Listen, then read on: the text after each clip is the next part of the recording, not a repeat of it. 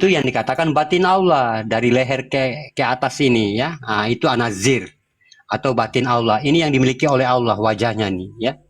Nah, yang dimiliki oleh Muhammad atau sebagai hambanya adalah anasirnya ya. Alamnya, alam. Nah, ya. Dari leher ke bawah ya, dari leher ke bawah tuh. Leher ke bawah bukan dari leher ke atas. Ya, makanya mim ha mim dal itu dia tidak memiliki wajah ya. Makanya nabi kita itu tidak digambarkan wajahnya. Ya, kenapa dia membawa hakikat ya? Nah, gitu. Dan tidak ada yang pada Muhammad, ada kepada Allah. Nah, apa ada kepada Allah? Yaitu yang ada kepada Allah. Berarti yang memandang ini adalah Allah. Dia memandang raganya sendiri, dia memandang kehambaannya sendiri, atau dikatakan Muhammad itu ya. Sesungguhnya aku ilah ya, aku juga ingin disebut dengan nama Muhammad.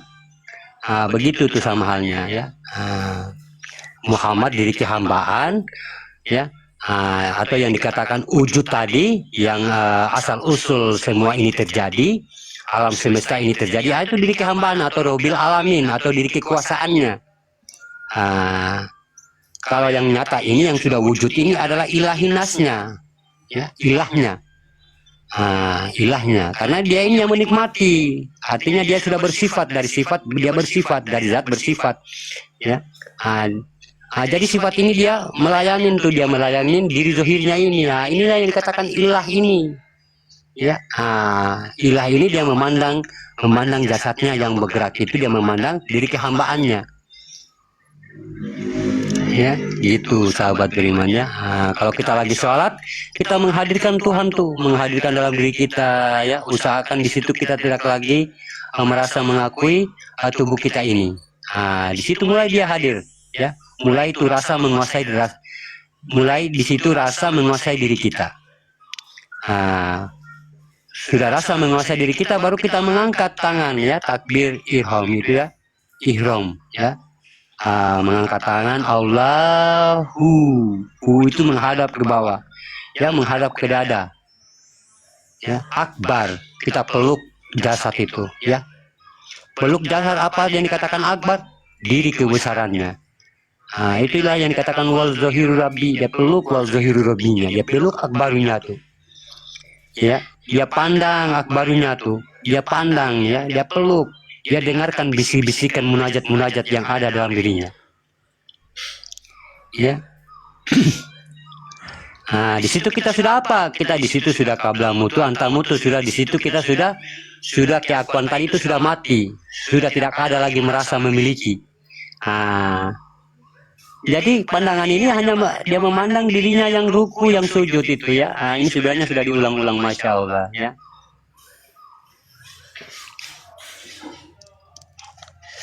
Makanya jangan sampai kita sholat itu tidak mampu kita menghadirkan Tuhan, tidak mampu kita menghadirkan hamba, dua-duanya tidak ada. Siapa yang disembah dan siapa yang menyembah ini nanti? Berarti kita sembah dalam kekosongan di situ. Makanya pikiran kita melayang-layang dalam sholat. Ya, kenapa? Karena kita tidak tahu. Ya.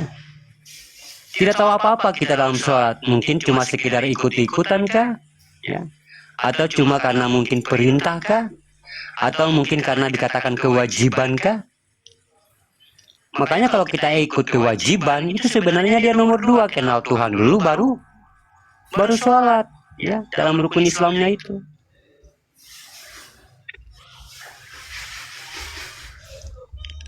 Makanya kita kebanyakan kebalikan ya, kita menafikan. Sehingga Allah ini terbayang-bayang ya, terbayang-bayang seperti apa? Allah sudah kita menciptakan dengan pikiran kita ya. Allah itu seperti sosok bayang-bayangan, mungkin seperti cahaya, mungkin Tuhan itu seperti kayak apa ya, kayak angin, kayak begitu. Pokoknya muncul macam-macam di kepala kita. Ada yang membayangkan kaligrafinya alif lam lam ha di kepalanya. Fokus di Allahnya itu ya, fokus di namanya itu.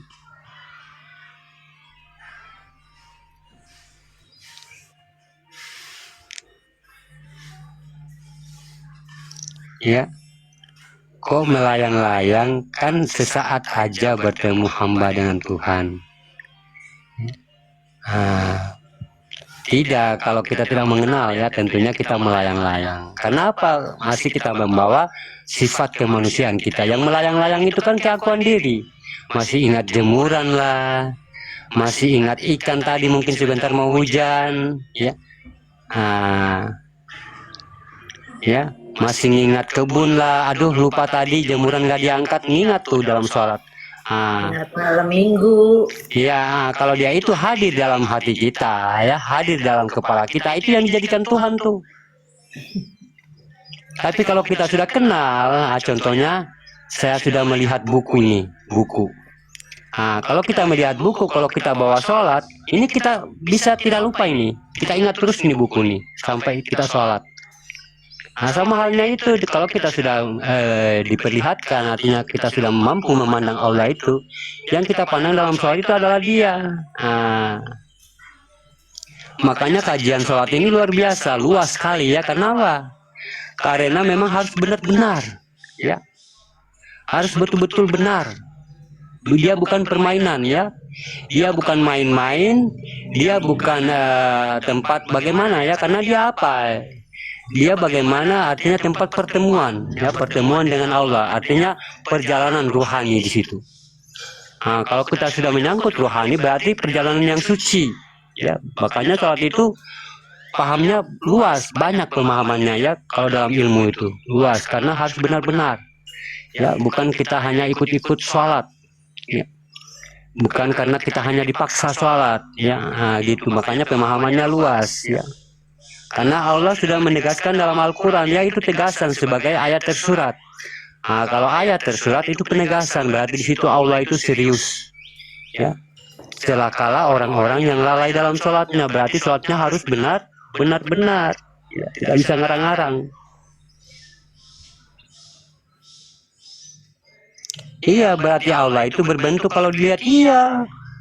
Namanya juga melihat, ya. Kalau dia ada nama berarti ada bentuk dong ya. Kalau dia ada nama berarti ada wujudnya. Tidak mungkin ada nama lalu tiada wujudnya. Kalau tiada wujudnya lalu dari mana kamu dapat nama Allah itu? Ya. Makanya di dunia ini sifat nyata ya. Tidak ada yang dikatakan goib-goib. Dunia ini harus nyata, makanya ini dikatakan perjalanan hasanah. Perjalanan hasanah itu perjalanan Tuhan yang harus kita buktikan. Perjalanan hasanah itu perjalanan yang nyata untuk kita membuktikan bahwa manusia itu kita, artinya bahwa kita itu bertuhan. Nah, itu perjalanan hasanah yang dikatakan perjalanan hasanah. Ya. Karena dunia ini tempat pembuktian. Ya. Kamu bertuhan, tidak bertuhan itu dibuktikan di atas dunia. Ya. Bukti apa? Buktinya bagaimana? Buktinya bukan berarti kita harus mengaku saja, tapi kita harus merasakan, melihat, dan berhubungan dan juga mengalami. Itu pembuktiannya tuh. Tidak bisa kita hanya pengakuan, ya, tapi harus ada penetapan sebagai pembuktian. Ya. Kalau kita mengaku ya iblis juga ngaku dia, setan juga ngaku Tuhannya Allah. Tapi jangan sampai kita hanya seperti iblis yang sekedar ngaku-ngaku. Ya, sama halnya kita lagi lihat foto artis. Ini artis, contohnya artis siapa? Contohnya artis Raffi Ahmad. Tentunya Raffi Ahmad ini kalau kita lihat sudah kenal, tapi belum tentu Raffi Ahmad ini kenal kita, kayak gitu.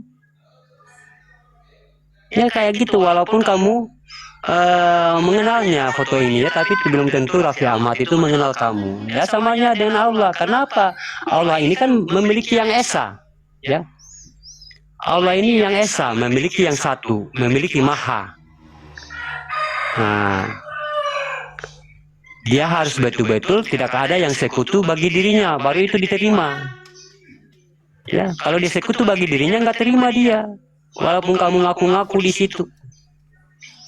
Kalau ada yang sekutu bagi dirinya dia nggak mau terima. Kenapa? Allah maha suci, Allah maha benar, Allah maha adil, Allah maha bijaksana, Allah maha apa lagi? Ya, Allah lagi juga di situ maha menghinakan. Ya. Allah maha menghinakan. Kalau kita tidak mengenalnya, dia menghinakan. Sekejap dengan mata tuh dia menghinakan orang lain. Ya, tadinya orangnya kaya, tiba-tiba dibangkrutin. Nah, dengan sekali mata. Ya, dengan dia menjatuhkan derajatnya.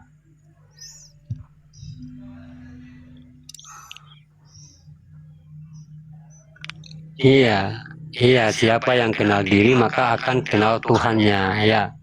Nah, tapi yang dikatakan man arufa nafsahu fakot aruha rabbahu. Di situ masih kekuasaannya, ya, belum Tuhan.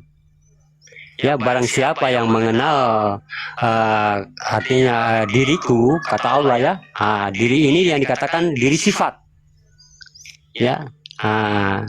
Man arufa nafsahu masih dikatakan nafs, ya, nafsahu, ya, sifatku atau hayatku, ya.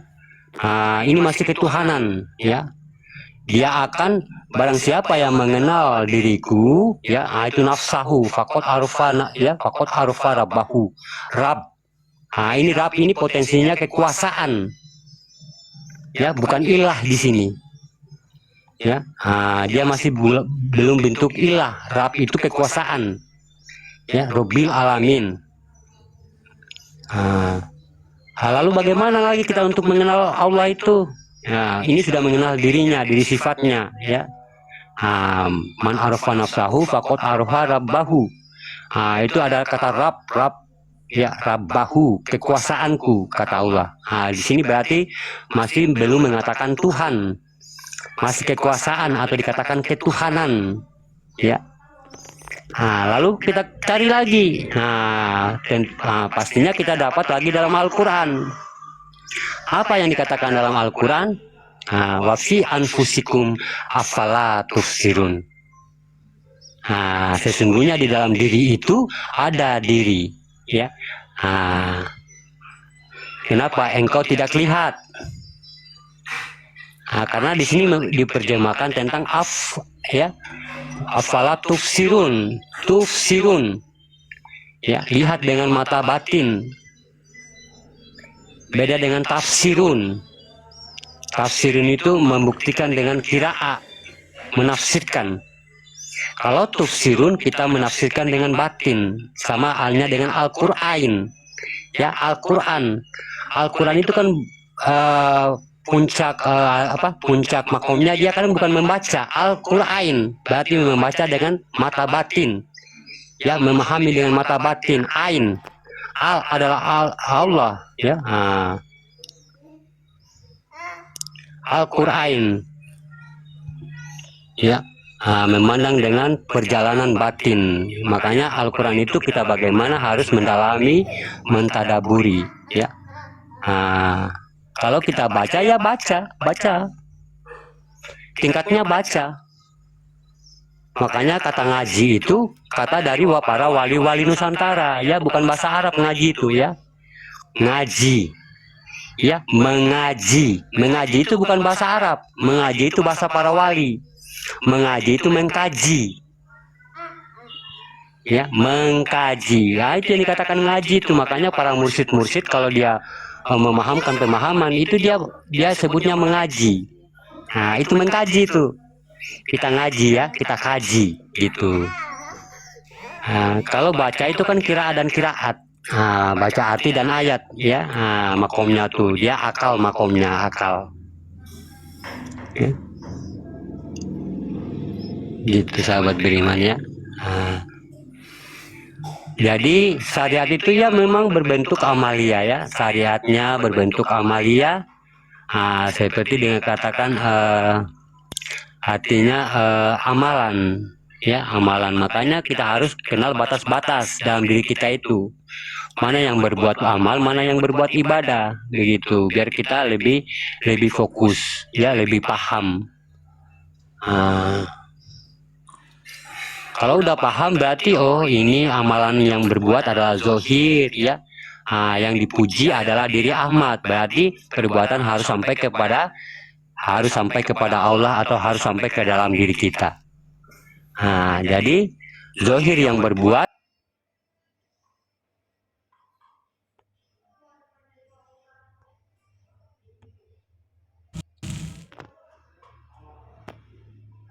karena apa? Zohirnya kan ini yang bisa bicara, ya, yang bisa bicara, yang bisa ngomong, yang bisa membantu orang lain, yang bisa bersedekah. Ini mubarakatuh, ini jasadnya, mubarakatuhnya Allah. Ya. Ini mau dikatakan mubarakatuh, ya. Ini berkatnya Allah nih, mubarakatuhnya. Dia membawa keberkahan kepada sesamanya. Ini keberkahannya Allah, mubarakatuhnya Allah.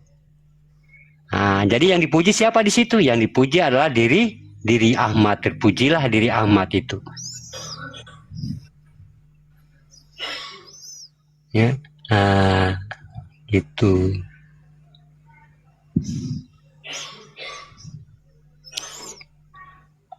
Oh, berarti ini kita sudah paham ya. Berarti ibadah itu yang sampai kepada Allah. Iya.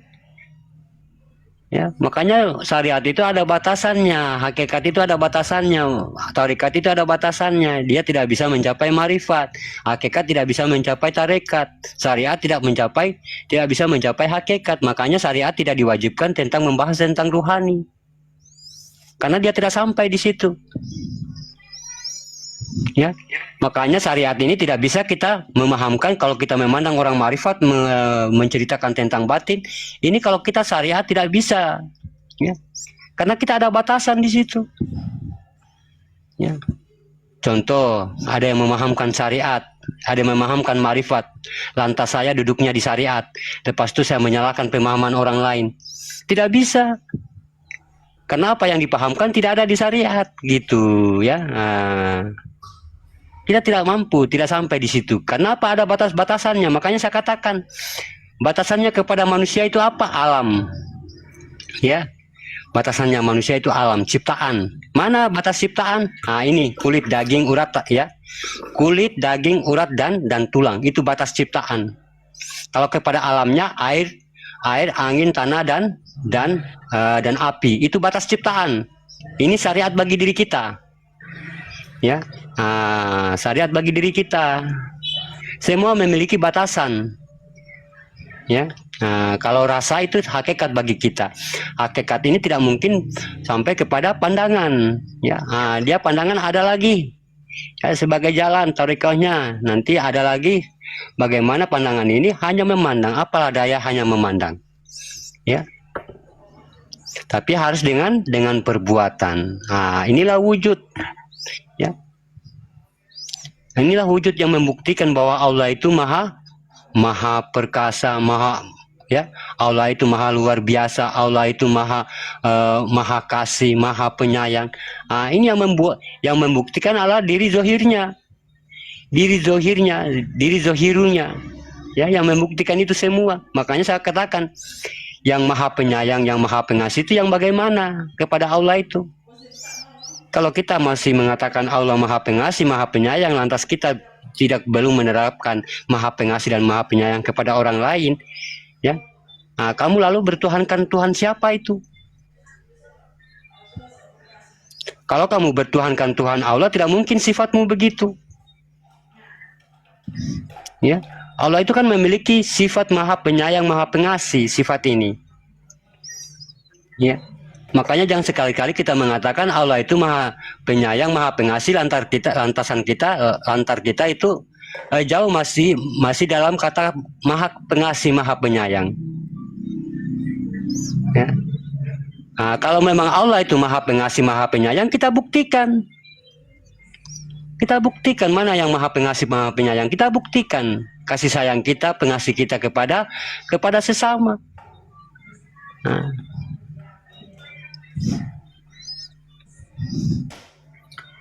Ya, kalau kamu bilang katamu Tuhanmu Allah, lalu kamu tidak menerapkan maha pengasih dan maha penyayang di dalam dirinya, lalu siapa kamu yang kamu tuhankan tuh? Tuhan yang mana tuh yang Allah tuh yang kamu tuhankan? Tuhan iblis kah? Tuhan yang mana nih?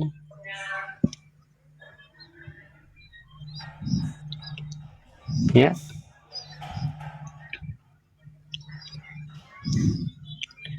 Makanya kalau ada orang yang mencaci, memaki, baru lantas dia mengaku Islam, nanti kita katakan di situ, Tuhan yang mana kamu ikut? Al-Quran mana yang mengajarkan kamu begitu?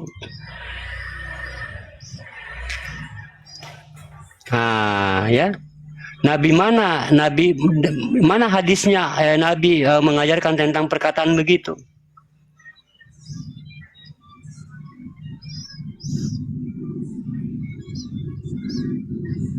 Inilah keakuan sahabat beriman ya. Makanya sahabat beriman ya, saking sadisnya keakuan itu sahabat beriman ya. Bagaimana dia membelenggu diri kita ini, membanting keimanan kita ini, menghancurkan ketauhidan di dalam diri kita ya, dengan berbagai cara. Dia selalu membujuk diri kita ya, walaupun itu kita lagi masih sholat ya. Dia memujuk diri kita itu untuk alim sholatnya, tapi sampai kita sudah merasa alim, sampai kita sudah merasa suci daripada orang lain. Itu ya taktiknya iblis tuh kayak gitu. Betul. Ya, dia memujuk manusia berbuat baik sehingga dirinya manusia itu merasa dirinya yang paling baik daripada manusia lainnya. Itu iblis ya. Iblis itu tidak cuma hanya memujuk manusia itu dalam kemungkaran, tidak, tapi bagaimana taktiknya itu ya, dengan sehingga kita terlena. Terlena itulah iblis gampang sekali menggulingkan kita, sehingga kita merasa kita yang suci ya, merasa kita yang benar, merasa kita yang paling baik, merasa kita yang paling mulia. Padahal Allah sudah memiliki sifat maha mulia, memiliki sifat baik, memiliki sifat semua miliknya Allah. Berarti sudah tidak berlaku dengan kata qiyamuhu binafsihi, atau dikatakan artinya apa ya, Allah itu tidak ada yang setara dengannya.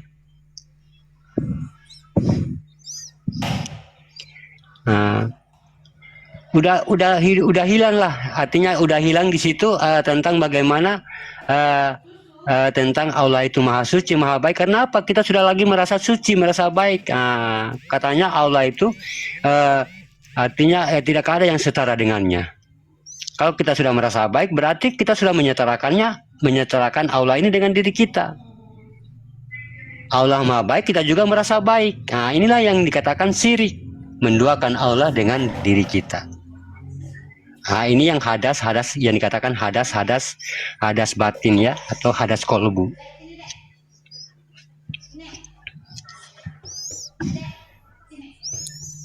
Makanya pentingnya pembimbingan ruhani kepada anak-anak kita ya, kepada istri-istri kita, atau istri kita kepada suami kita ya. Makanya suami, kadang-kadang kita bersuami, kadang-kadang kita beristri ya. Kenapa suami saya itu malas sholat? Kenapa ada istri saya juga malas sholat? Ya, karena apa? Ya, karena kita itu hanya menerangkan mereka itu tentang bagaimana, tentang surga neraka. Ya. Coba kita menerangkan tentang kerohanian, tentang kebatinan, tenggelam dalam kedamaian, tenggelam dalam ketenangan. Kita mengajarkan begitu. Karena apa? Yang kita terangkan ini yang sudah artinya sekian banyak juta orang yang sudah menerangkan. Seakan-akan penerangan itu sudah bosan. Ya, ditakuti dengan neraka terus. Semakin takut, bukan semakin bukan semakin rajin sholat, semakin muak ya. Makanya kita harus menemukan bagaimana kita mempreteli kolbu suami kita atau istri kita ini dengan kembali ke dalam batinnya, kembali kepada Tuhannya tadi. Kita hanya memahamkan bagaimana, nanti dia akan masuk ke dalam, baru dia akan sadar dengan sendirinya di situ.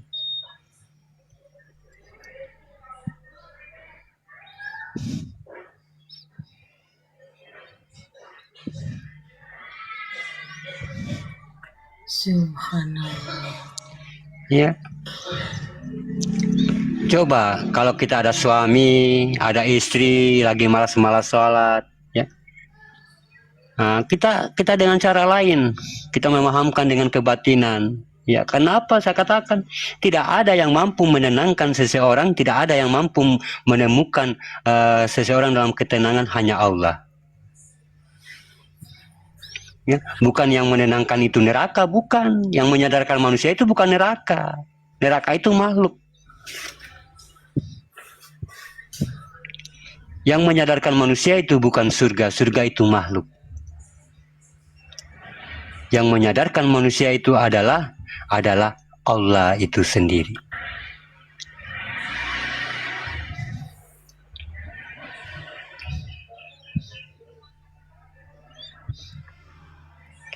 Ya. Nah, kalau memang suami kita itu udah nggak mau sholat, ya kita mencari rezeki mencari surga kita sendiri sebagai istri. Ya, kita senantiasa bagaimana mendoakan suami kita ini. Ya. Nah, di situ sudah putus pertanggungjawaban. Ya, ya, surgamu surgaku, surgamu surgamu, ya surgaku surgaku, nerakamu ya nerakamu. Ya.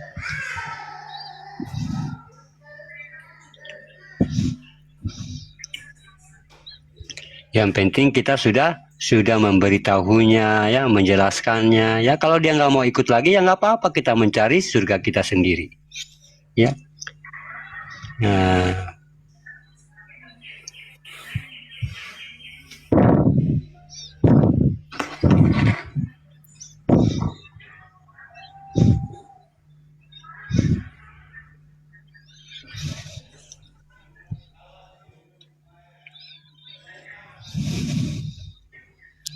Mungkin ada yang mau bertanya, silakan. Jadi itu ya sahabat beriman, ya. Jadi kalau mau sholat yang benar itu ya harus ada dua-dua yang hadir di situ, ya. Ada yang menyembah, ada diri yang disembah, ya. Ada yang menyembah, ada yang disembah. Harus kita ini yang penting, ya. Ini yang penting. Nah, itu yang dicari-cari tuh ilmunya sholat tuh, yang itu tuh, ya. Nah, kalau kita sudah mampu mendirikan antara keduanya ini, insya Allah, ya, di situ apa yang kita bacakan dalam sholat itu akan dihadirkan oleh Allah. Ya, karena apa? Tuntutan sholat itu artinya makomnya doa, ya. Makomnya doa dia. Makanya kalau habis sholat nggak usah lagi kita berdoa, ya. Karena memang dia sudah doa, ya.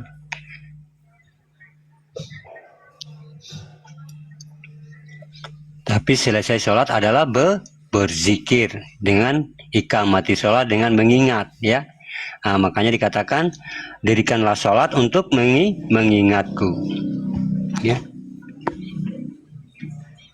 Makanya kata Allah, ya, sebelum engkau mengingatku, berfikirlah. Ya, kata Allah, sebelum engkau mengingatku, kamu berfikir. Ya, jangan kamu mengingatku sambil kamu berfikir. Ya, sama halnya, ya, bagaimana kita memandang zohirnya ini, jangan kita berpikir. Ya, selagi kita memandang zohirnya ini, jangan kita berpikir. Ya, gitu. Tapi berpikirlah saat kita memandang ini, sesungguhnya ini adalah diri zohiru Rabbi tadi, diri kekuasaannya.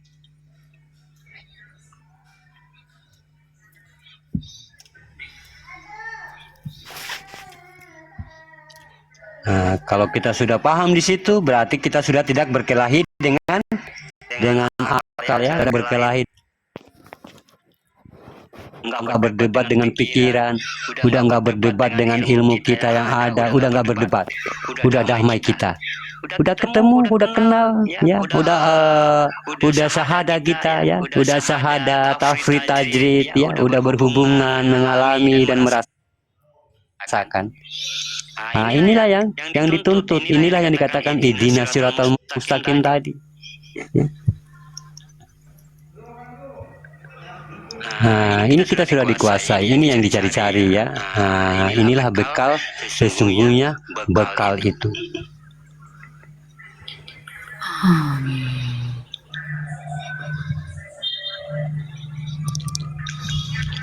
Ihdinas ya, ihdinas. Itu diri sir. Ya, ya, din itu dal ya, din, dal alif nun, perjalanan zat. Nas itu manusia, ihdinas, yang tersirat, sirotol, yang tersirat, yang tersurat, yang tersirat. Mustaqim, mustaqim itu artinya hak patennya Allah. Ya, atau sudah berjumpa di hadapan Allah. Ihdinas siratal mustaqim. Sesungguhnya dengan bersujud itu adalah jalan yang lurus bagiku, kata Allah. Mana yang bersujud? Ini. Ya. Makanya dikatakan sujud patuh itu berhubungan. Ya. Sujud patuh itu dan taat itu, bagaimana keakuan kita itu sudah tidak ada. Itu yang patuh, itu yang taat. Hilangkan di situ diri kemanusiaan. Itu yang taat itu yang sujud itu, yang takluk itu, yang itu keakuan itu.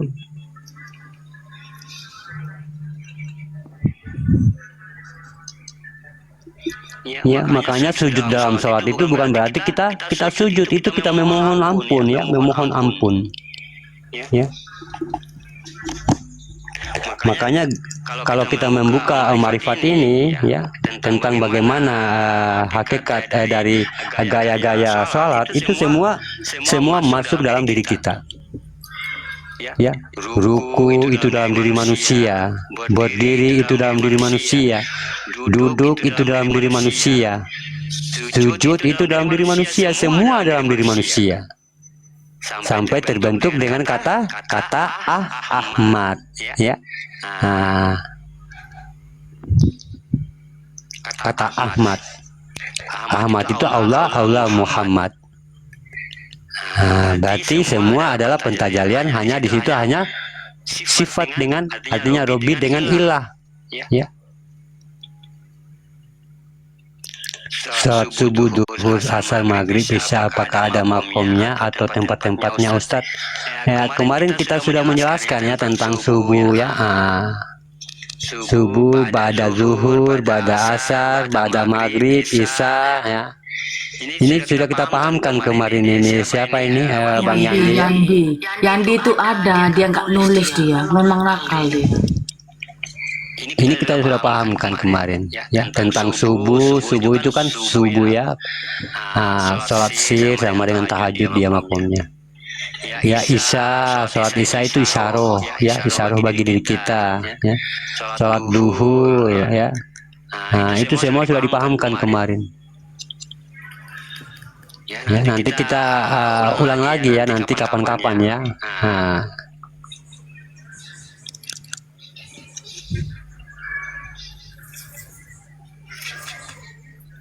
Oh, dia baru gabung kan Evi katanya. Nanti diterangkan Pak Guru kalau bagi adik nggak masuk, diterangkan. Biar kapal. Dia baru datang nanya-nanya. Dia baru masuk, Masya Allah. Mungkin yang lain mau menjelaskan, mungkin yang sudah paham ya.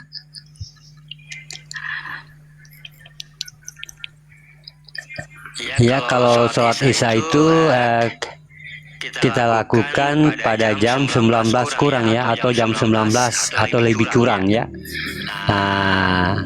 Isya. Di situ artinya dia dilakukan pada jam 19 lebih kurang dari itu ya, atau jam 19. Berarti di situ dia di situ ada 1 ya, ada 1 dengan 9 ya. 1 sama 9. Ini dikatakan penutup ya, penutup daripada malam. Ini isya ya. Makanya awalnya 1 ya.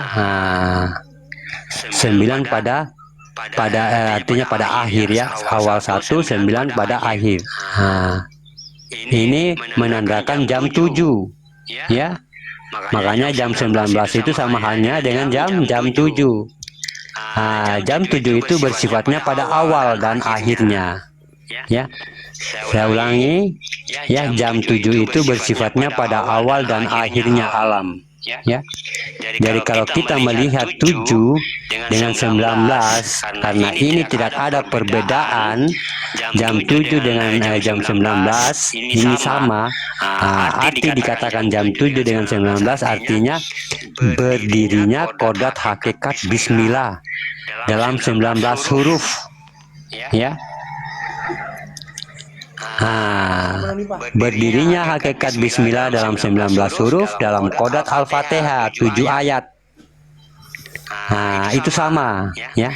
Bismillah dalam 19 huruf, Al-Fatihah dalam 7 ayat. Ya, itu sama. Tapi dalam makom sholat Isya ini secara hakikat disebut dengan isyaro. Ya, isyaro atau petunjuk. Jadi kalau untuk kita mendapatkan petunjuk dari Allah, kita harus memuliakan 4 batin Allah dalam diri kita. 4 batin ini didirikan dengan mendirikan kekuatan atau tajali, ya, atau tajali diri batin. Ya, tajali diri batin sifat Al-Fatihah tadi. Ya, Al-Fatihah ini kodatnya sholat. Ya, semua sholat disertakan Al-Fatihah. Makanya dia sebagai kendaraan dalam sholat ini Al-Fatihah. Ya, Al-Fatihah itu siapa? Diri kita ini Al-Fatihah nih. Ya, makanya dikatakan Al-Fatihatun Nasun. Itu diri kita. Ya. Jadi bagaimana adanya diri yang 4 kodat tadi? Ini harus betul-betul ya. Ini harus betul-betul ya. Dia adalah bertajali dan menyembah kepada wujud diri yang Fatihatun Nasun tadi. Ini 4 kodat ini disebut dengan kodat azalinya Allah. Ada apa? Di, Wadi, Mani, Manikam. Ada 4 dia. Jadi di Wadi Mani Manikam ini adalah wujud batin Allah dalam kodat Muhammad. Kodat Muhammad zat yang 4 di Wadi Mani Manikam tadi. Itu ada wujud batin yang disempurnakan. Yang menyempurnakan adalah wujud zohir. Jadi bagaimana dia bertajali untuk menyempurnakan kodat diri tadi? Karena itu adalah kodat asal usul diri semuanya. Jadi dengan berdirinya kodat Fatihatun Nasun, bersifatlah pada kodatnya sendiri. Maka kodat yang 4 ini adalah kodat yang menghadap kepada tajali batin. Di sini dia an'amta alaihim, dan bi alaihim. Ya. Jadi dengan kita melihat kodat di Wadi Mani Manikam, maka kita sempurnakan dengan menghadirkan kodat ini menuju maujud Al-Fatihah. Tajalinya bagaimana? Tadi sama halnya dengan kita membangkitkan ketuhanan, diri ketuhanan, ya. Di Wadi Mani Manikam ini tentang zohir kita, ya, batin-batin Allah, ya, itu dia sudah zohir kita. Dia sudah berasal dari apa? Dari kulit, dari daging, ya, dari urat, ya. Dari apa lagi? Dari otot. Itu dari di Wadi Mani Manikam, ya. Manikam inilah kewujudan, ya. Wujudnya manusia dari 4 batin ini, sehingga manusia itu terlihat. Kalau nafas, anfas, nufus itu belum terlihat. Itu alas, ya. Alasnya itu masih ya, masih wujud, masih hidup di situ tapi belum kelihatan. Ya, ini yang dikatakan nafas, tanafas, anfas, nufus, ya. Tapi kalau sudah di Wadi Mani Manikam itu sudah kelihatan. Caranya bagaimana bertajali? Ini yang kita harus membangkitkan diri di wadi-wadi tadi, ya, di Wadi Mani Manikam tadi. Inilah jasad. Dengan kita memandang jasadnya ini, yang berdiri ini adalah diri ilahnya, ya, diri ketuhanan, artinya diri Tuhan. Memandang diri ketuhanannya atau diri keumatannya atau diri hambanya, atau dikatakan Rabbil Alamin. Gitu ya. Jadi yang sempurnakan yang menghadirkan kodat ini menuju maujud Al-Fatihah. Kita ini Al-Fatihah, maujud Al-Fatihah. Nah ini perbedaannya dengan sholat lain. Kalau sholat lain itu kan menghadaplah kodat itu kepada wujud Al-Fatihah itu, atau menuju kepada batin. Tapi kalau sholat Isya, dia bertajali menyempurnakan kodat Al-Fatihah. Dia mandang diri zohirnya tuh ya, dia mandang diri zohirnya ini sudah sempurna dari di wadi mani-manikam tadi. Dia akan menyempurnakan kepada 4 kodat. Pertama dia sempurnakan wujud, sir, batin, dan kodat. Nah inilah yang disempurnakan oleh di wadi mani-manikam sehingga menjadi zohir. Jadi sehingga sempurnalah wujud Al-Fatihah, yaitu dalam makom 4 kodat menuju mim ha mim dal, ya, Muhammad. Kita inilah Muhammad, ya. Artinya tajali 4 batin tersebut menuju mim ha mim dal. Itu isyaro ya, itu artinya dikatakan sholat Isya. Jadi kita membangkitkan diri di wadi mani-manikam tadi, diri jasad. Ya, kita bangkitkan, ya. Ini kita sudah mampu, artinya kita sudah tidak merasa memiliki. Tapi kalau di sholat lain itu kita bagaimana kita harus menyelam dulu, menyelam ke dalam tuh, menghadap diri batin itu, ya. Sehingga kita merasa diri batin ini sudah menguasai diri kita. Kayak gitu ya. Itu sholat lain. Kalau Isya tidak, cukup dengan memandang zohirnya ini, ya. Kita memandang zohirnya. Kalau hati kita sudah tidak merasa memiliki, baru kita takbir. Tapi kalau sholat lain itu kita masuk ke dalam, ya. Masuk ke dalam dulu tuh, ke dalam rasa.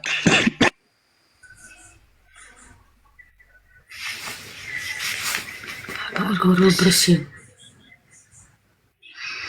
gara-gara penyembuhan. Ya gitu ya. Itu sholat Isya. Makanya dikatakan isyaro, ya. Kalau sholat maghrib dia 3 rakaat, ya. Dia 3 rakaat, hadirnya dia 3 rakaat maghrib ini. Ini juga kita harus paham. 3 rakaat ini adalah kodat Allah semata. Di sini dia kehadiran kodat Allah dalam ibadah ini yang dinamakan dengan maghrib. Yang mana maghrib ini dia berkodat 3 rakaat. Ada wahda, wahidiyah, ya. Ini kehadiran kodat Allah, ya. Pertama apa? Ada, ya. Pertama ada wahda,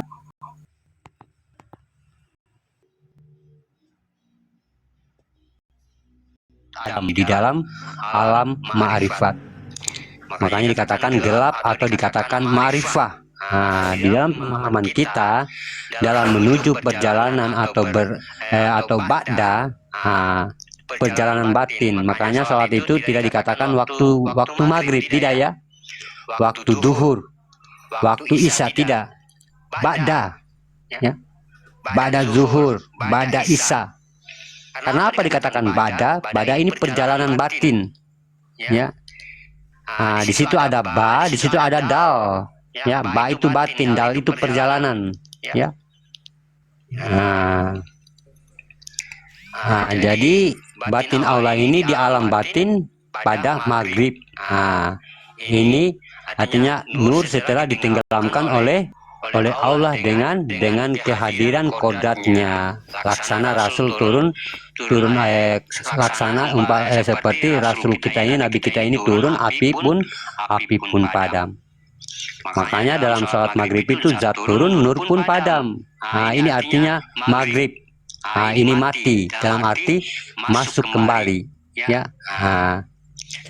Makanya masuk kembali kepada sukun, niyahnya Allah, yang mana maghrib dalam kondisi sukun atau mati, ya, atau gelap, ya, atau dikatakan alam kabir, ya. Alam kabir itu alam sukun, alam kosong, ya. Kita ini alam kosong nih, alam kabirau, walhamdulillahi kasirau, wa subhana wa bukrata wa asilla, ya. Ini kita ini alam kabir, alam kosong, ya.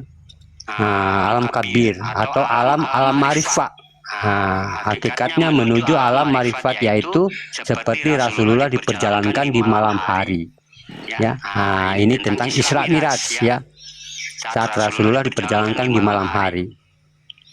Jadi kemenangan yang dilakukan, rupanya masa Masehi pada Hijriyah dengan tenggelamnya siang kepada malam, artinya tenggelamnya nurul kepada sifat nur bagi Allah, yaitu zatnya atau ruhaninya. Ini yang kodat yang 3 tadi. Ada wahda wahdiyah. Ini adalah menjadikan kodat semua ya, semua dia alam sukun. Inilah yang menjadi pokoknya. Maka dengan demikian sahabat beriman, kita lihat pada posisi 18 dan 9. Kalau jam 18 itu kenapa jam 6? Ya. Nah ini kembali kita lihat, 18 itu kan 9. Ya. 1 tambah 8 sama dengan 9. Ya. Itu falakia ya. 18 itu jam 6. Makanya 1 tambah 8 adalah 9. 9 itu doma. Ya, 9 ini kalau dibalik dia doma ya. Doma. Kalau 9 ini kalau dalam Al-Quran dia doma. Itu doma itu hakikat atau kekuasaan. Sementara yang hakikat itu 1 dengan 8. Ya, apa